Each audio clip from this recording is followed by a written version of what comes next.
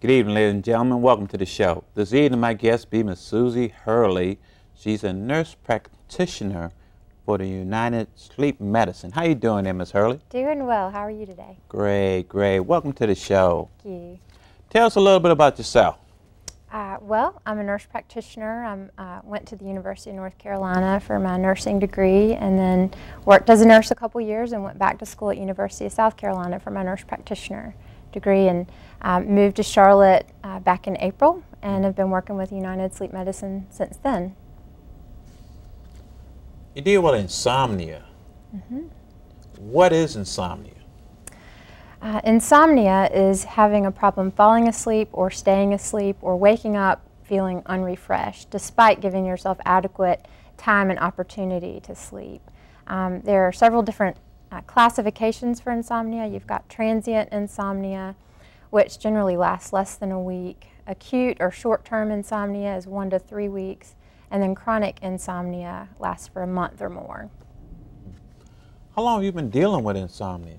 I've been working with sleep practices for the last 2 years and actually just started this Insomnia Clinic in July. So about 3 months we've been open with the clinic. What is it about insomnia that really does to the individual? How do we get insomnia? Insomnia has so many different causes: stress, anxiety, depression, medications like antidepressants, some allergy medications, stimulants can all cause insomnia. Nicotine that you find in cigarettes or other tobacco products, caffeine found in some sodas, tea, coffee, and even chocolate can cause insomnia. One of the things that I talk with my patients about at their first visit is predisposing, precipitating, and perpetuating causes of insomnia. Okay. Arthur Spielman came up with a model that uses these 3 things, and he talks about how predisposing factors don't in and of themselves usually cause insomnia. But predisposing factors are things like having a family history of insomnia or being a person who startles easily, being a person who is a worrywart or tends to ruminate about things. So there's kind of a personality that may go along with insomnia. That alone is not going to cause it, but you add onto that a precipitating factor. A precipitating factor is some stressful life event that happens that causes insomnia in the short term. And I have a model here. I don't know if we've got our slides working or not, but I'll just explain it anyway. But the precipitating event or factor could be something stressful like losing your job or your spouse losing their job.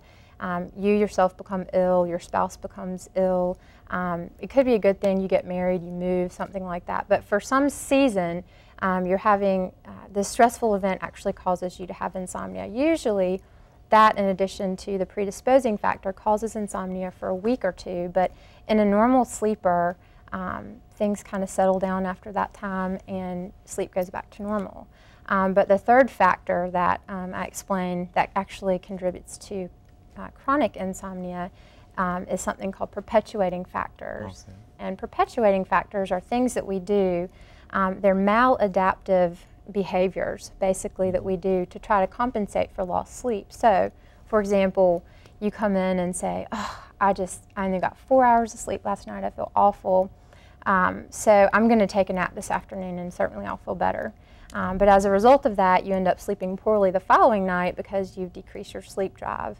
Another perpetuating factor would be if you decide because you got such a poor night of sleep the night before, you're going to go to bed a few hours earlier and try to catch some sleep or get a little bit of rest. Or on the flip side of that, you stay in bed for a few hours later to try to get some more rest. But what happens is it doesn't really give you more rest. It ends up actually causing you to be conditioned to being awake in the bed.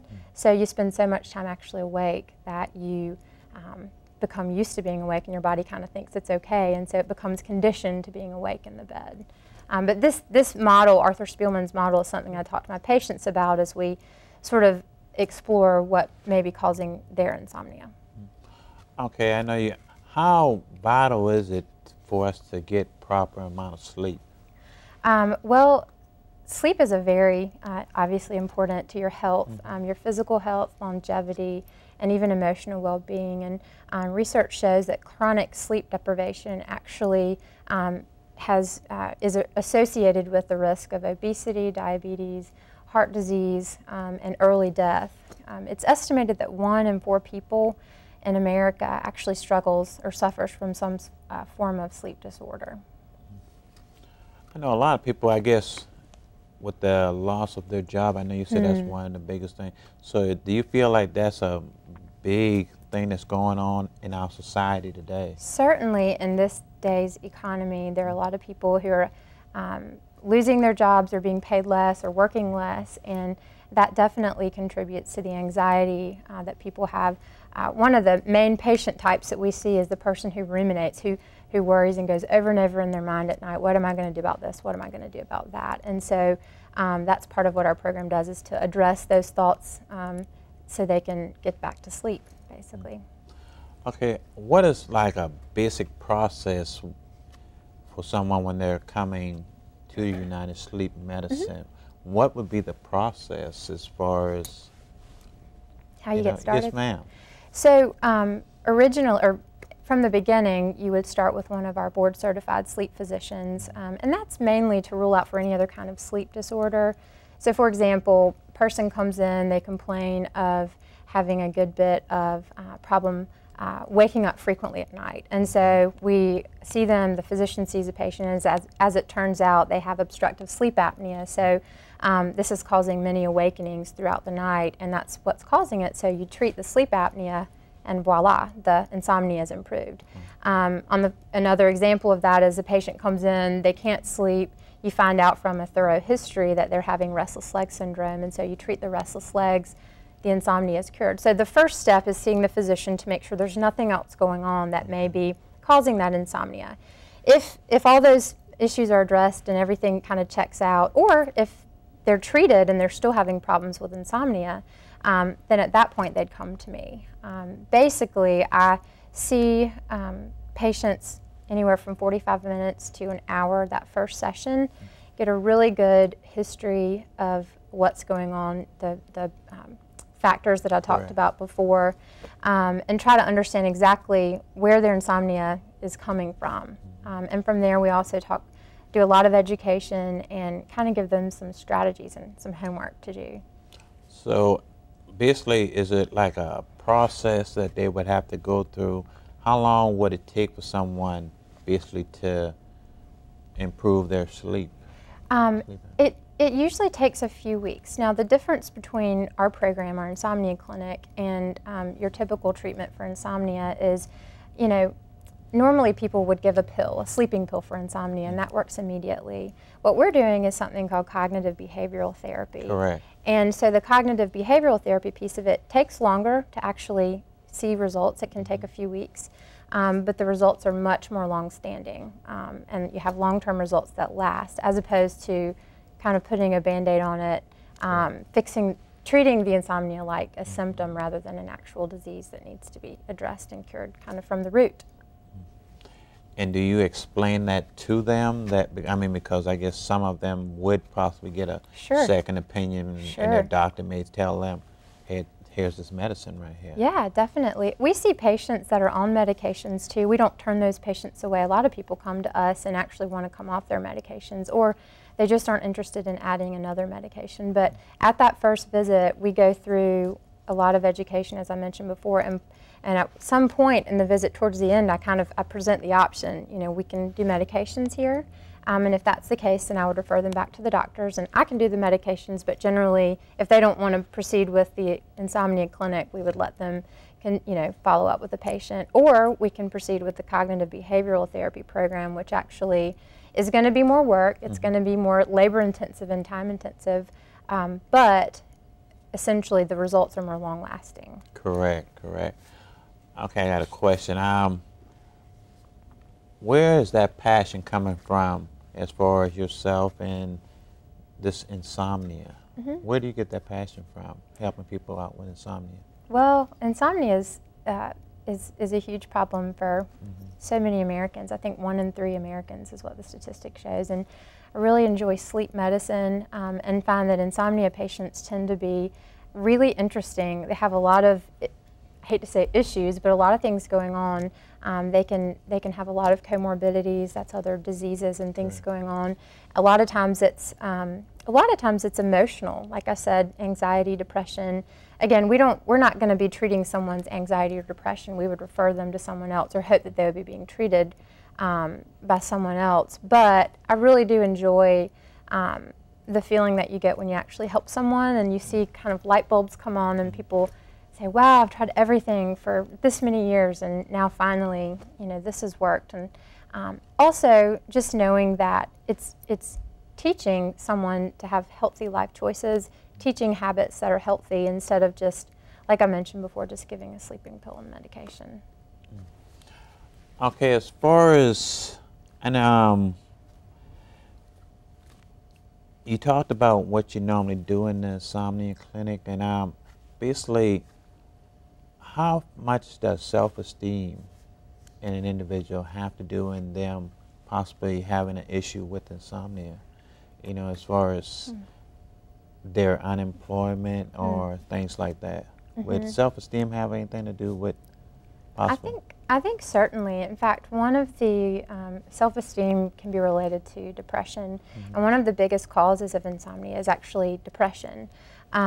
We generally, if someone comes in and they have untreated depression, we would want them to address that with their primary care doctor before proceeding, because when you can address that depression, a lot of times the insomnia improves. But then you have people that just, like you said, have low self-esteem or maybe are just kind of generally down. And I think, and maybe not have a major depressive disorder going on. And I think certainly some of the things that we do are just confidence building and give people hope, because they've been hopeless in this scenario for so long. But give them hope that they can regain control of their sleep.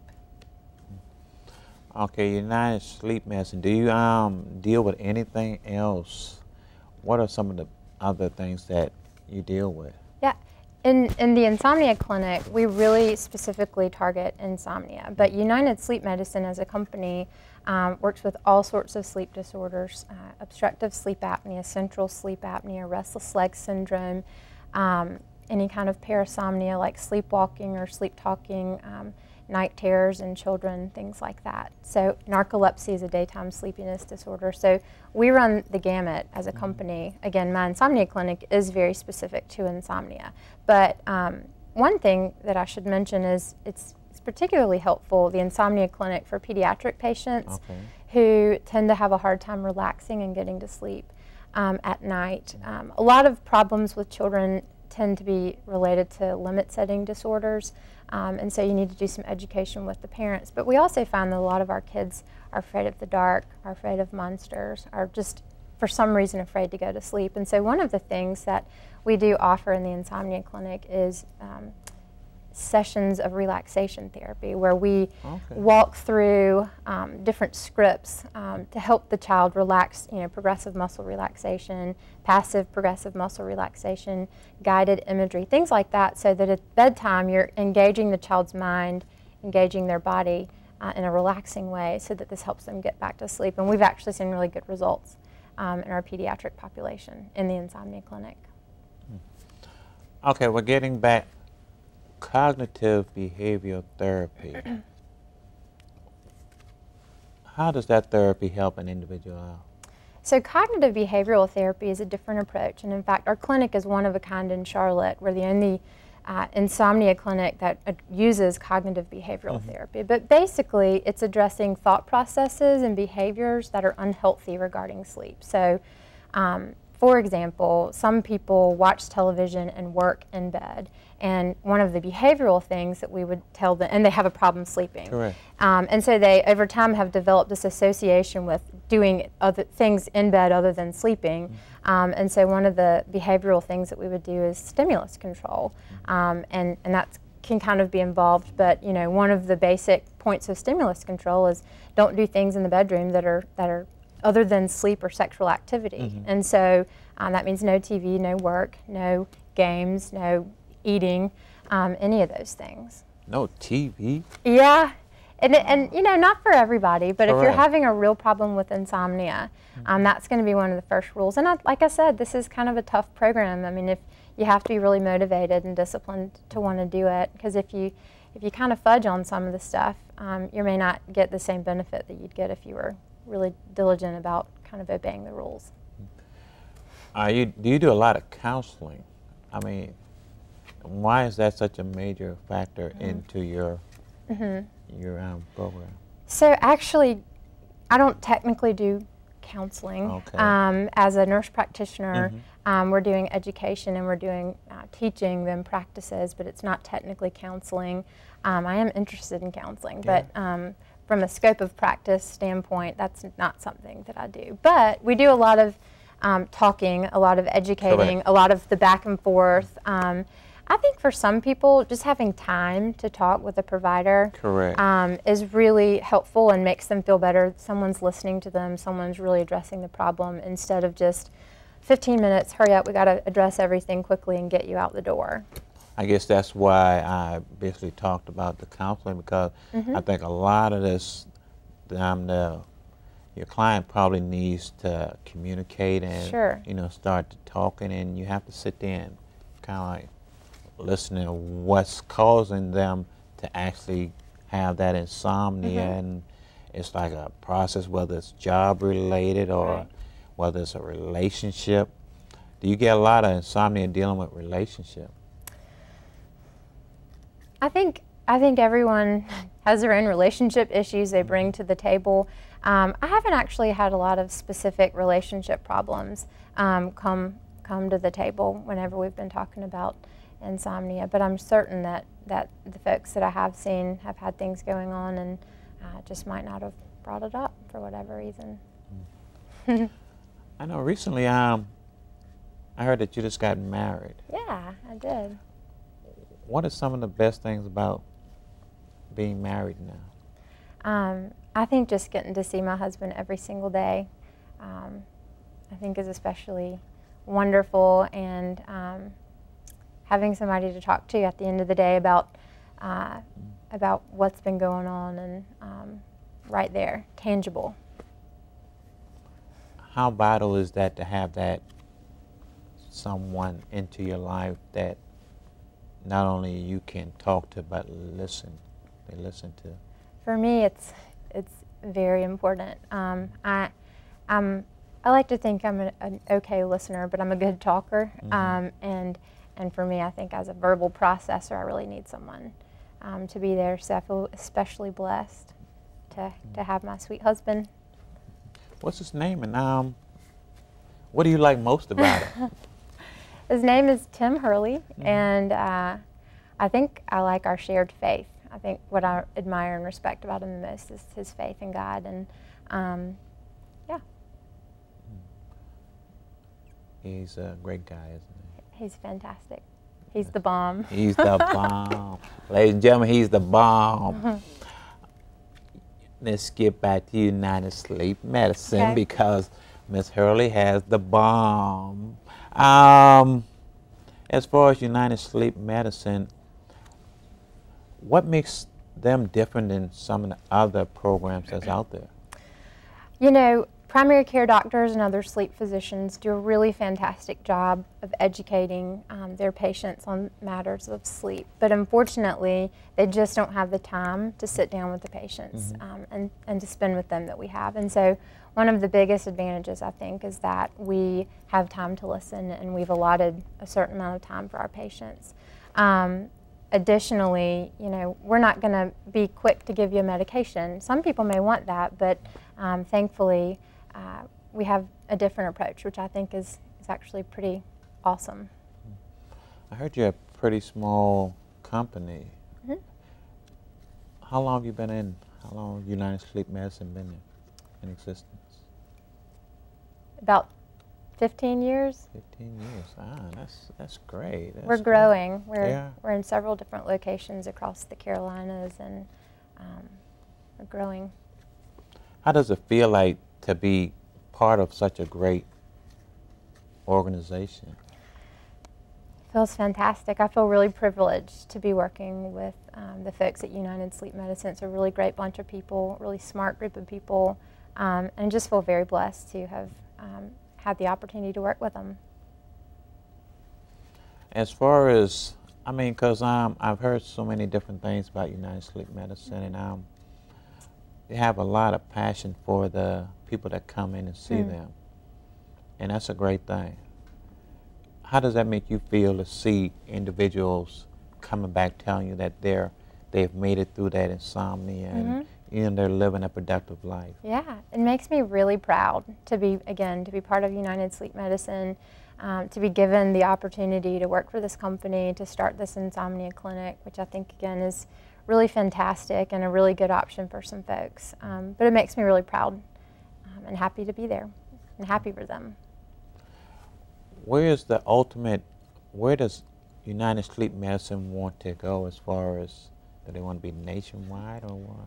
Yeah, I think the hope is to grow as big as we can, and I think we are in a few states, North Carolina, Georgia, Texas, and so the goal, I think, is to kind of continue expanding over time. If you had one thing to say that's really outstanding about United Sleep Medicine, what would you say about it? The quality of people there are just as good as it gets, and I feel like everyone works hard. They're really committed to providing the best patient care. Giving us some tips. Give us some tips that we should take as far as in dealing with insomnia.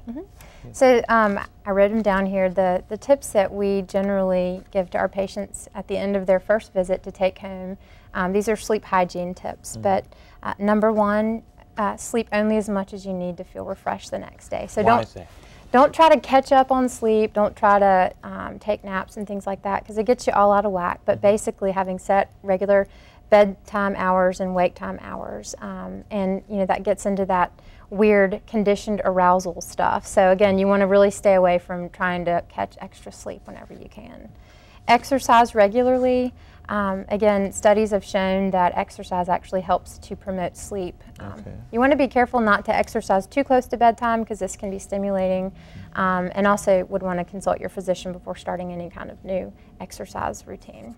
So they should just start exercising. Yeah, exercise is great for everything. It helps, for heart disease and diabetes and obesity and sleep. So, make your bedroom as comfortable as possible. That's free from light and noise, and a comfortable temperature. Obviously, light and noise are stimulating. They can keep you awake and be disruptive for sleep. You don't want your bedroom to be too hot or too cold, because both of these things can be disruptive for sleep. Eat regular meals, and don't go to bed hungry. So you want to avoid eating your biggest meal right before bed, because your digestive tract gets going and that can be disruptive. So space that out a few hours before bed, but sometimes a little snack before bed can help promote sleep, and you don't want to go to bed hungry, because that can also keep you from sleeping. Do you have a lot of people that does that, eat late at night, and that also can cause additional weight? Yeah, and reflux and all kinds of things. Yeah, we do. We do have a fair number of people that do that. So some of these rules are hard for some people, and for others they're pretty, okay, I can do that, easy. So avoid excessive liquids in the evening. Again, you don't want to be up to the bathroom all night long, so this is something that would be helpful, after dinner, not to drink a whole lot if you can avoid it. Cut back on caffeine. Caffeine's a stimulant, and certain sodas, tea sometimes, and coffee and chocolate, so you just want to avoid this if you can. How about those energy drinks and all that? Why do we tend to focus more on those type things? Why? I think because they maybe have more caffeine than regular soft drinks, and those definitely can contribute to insomnia. But I mean, is that a good health thing to be using those type of items? I don't especially think so. I think you could avoid caffeine for the most part and probably do pretty well. And I know that 1 or 2 cups of coffee in the morning has actually been shown to be good for you, but I think as you get later in the day, avoid it as much as possible. Avoid alcohol. Some people think that a nightcap actually helps them sleep. But and in fact, alcohol is a depressant, so it does help you fall asleep. Correct. But unfortunately, it causes very fragmented, shallow sleep, and as a result, people a lot of times will suffer from insomnia. So what they think they're doing to help actually ends up hurting them in the long run. Avoid tobacco. I can't tell you how many people I've had come in and say, I wake up at night to have a cigarette and then I can't fall back asleep. And it's because, again, tobacco has nicotine, which is a stimulant, and so this is going to cause sleep problems. Don't take your problems to bed. This is tough. Oh, yeah, don't take it. I mean, that's hard to really say. Yeah, well, something that you can do is give yourself time before bed to kind of worry about what you're going to worry about, or to make a list, a to-do list, or to go ahead and spend some time problem solving before you get in the bed. Address those thoughts that you know you're going to think about before you get in the bed, so that when you get in bed, you can really kind of relax. So in other words, don't bring your problems home from work. Well, if you can do that, that's amazing. That's kind of hard, isn't it? That is tough. But really just kind of designating time to deal with those problems before you actually get into the bed. Because, again, we really want to associate your time in the bed with being asleep or being sleepy, and not working, problem solving, any of those other activities. Correct. Don't watch the clock. Again, this can be so frustrating for people when they go to bed and an hour later they look at the clock, and then it's an hour later and they're getting anxious and frustrated and worked up about this. Put the clock under the bed, in a drawer, underneath the towel, whatever you have to do, because we find that when you aren't fixated on the clock, a lot of times you can relax a lot better. I think looking at that problem, I think we have a tendency to think that we're going to oversleep. Sure. Set your alarms. Set 2 alarms if you need to, and be confident that they're on. But put them away and just try not to worry about them. Correct. Because if I miss my job, you know what's going to happen. Big trouble. Got to wake up. And the last sleep tip, which it kind of sounds funny, but don't try to fall asleep. The best way to ensure that you're going to have problems falling asleep is to actually get in bed and say, go to sleep, you know, and try to make yourself fall asleep. But it's better actually to have a really passive attitude about sleep. If you don't get good sleep one night, you're not going to lose your job the next day as a result of it. Chances are it's not going to have that much of an effect on you the next day. So just remember that. Remember that one bad night of sleep is not going to be the end of the world. And a lot of times whenever you take that pressure off, it's a lot easier to fall asleep. Ms. Hurley, we're running short on time. If someone needed to get in contact with you, how would they do? They can contact our office, United Sleep Medicine, and ask to be set up for the Insomnia Clinic. Again, they would first see one of our physicians and have an appointment, and then they would refer them to me if they were appropriate for the Insomnia Clinic. Thank you, Ms. Hurley.